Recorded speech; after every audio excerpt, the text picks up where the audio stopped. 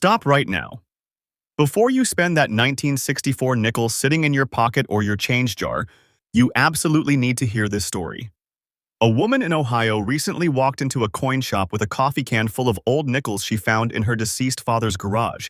She thought they were worthless pocket change. The dealer looked through them for less than 5 minutes, pulled out three 1964 Jefferson Nickels with no mint mark, and wrote her a check for $3,500 on the spot. She nearly fainted. And here's what should terrify you or excite you depending on what's in your wallet right now. You might be carrying one of these coins and have absolutely no idea what you're holding. Let me tell you something that the big coin dealers and auction houses don't advertise because, frankly, they benefit when you don't know this information. 1964 was the last year the United States Mint struck Jefferson Nickels before major production changes swept through the system. The Philadelphia Mint alone produced over 1.02 billion nickels that year, and every single one of them has no mint mark. That's billion with a B. So you're probably thinking right now, if there are over a billion of these things floating around, how on earth could they possibly be valuable? That's the exact question that keeps millions of people from ever checking their change, and it's the reason why valuable coins keep circulating in everyday transactions. Here's where 99% of people get it completely wrong. They think quantity always equals low value, but in the coin collecting world, it's never that simple. What matters isn't just how many were made. What matters is how many survived in collectible condition, what errors they might carry, and what unique characteristics separate the common from the extraordinary. Most 1964 nickels you'll find are worth exactly 5 cents, but certain examples, even in circulated condition, even in what collectors call fine grade, are selling at auctions for anywhere from $15 to several $1,000s. And I'm about to walk you through exactly how to spot the difference. Now let me explain something crucial that will change the way you look at worn coins forever.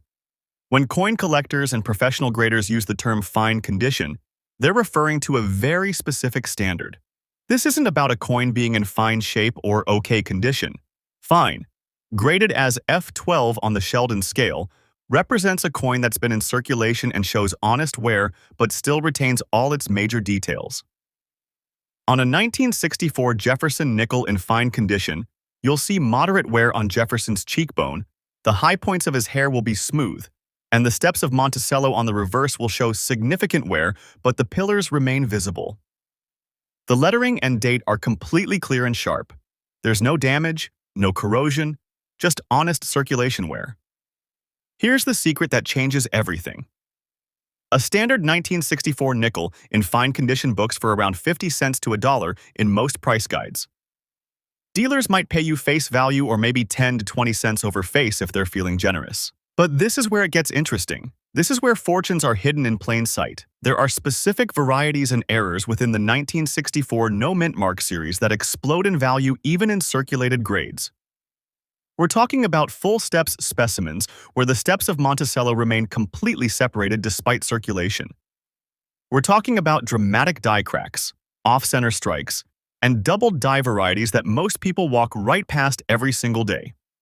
Let me give you real numbers from actual auctions, not theoretical book values. A 1964 Jefferson Nickel with full steps designation in fine to very fine condition sold at Heritage Auctions last year for $275. Another example with a dramatic die break across Jefferson's profile, graded fine 15, brought $412 at a Stack's Bowers auction. There's a specific doubled die variety known as the 1964 FSO101, where doubling appears on the words Monticello and 5 cents. Even in fine condition with clear circulation wear, these have sold for anywhere from $300 to $900, depending on how bold the doubling appears. But here's where it gets absolutely insane. There's a category of error that can happen to any 1964 nickel, and when it does, even a circulated fine-grade specimen can be worth serious money. I'm talking about broad strikes, clips, and off-center errors. A 1964 nickel struck 10 to 15% off-center, showing part of the blank plancher, in fine condition sold for $380 last month. A 1964 with a straight clip error, meaning a portion of the plancher was missing before striking, brought $250 even though it showed significant wear from circulation. Now, here's what you need to understand about the current market. We're living in a unique moment in coin collecting history. The people who saved these nickels back in the 1960s and 70s are aging. Estate sales are flooding the market with collections that have been sitting in closets and safe deposit boxes for 50 or 60 years. At the same time, younger collectors are entering the market through online auctions and social media, driving up demand for affordable error coins and varieties. This combination is creating price spikes in areas that were completely ignored 5 years ago.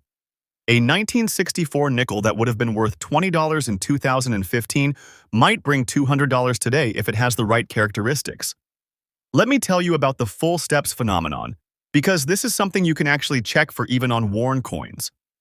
The steps of Monticello on the reverse of the nickel are notoriously difficult to strike with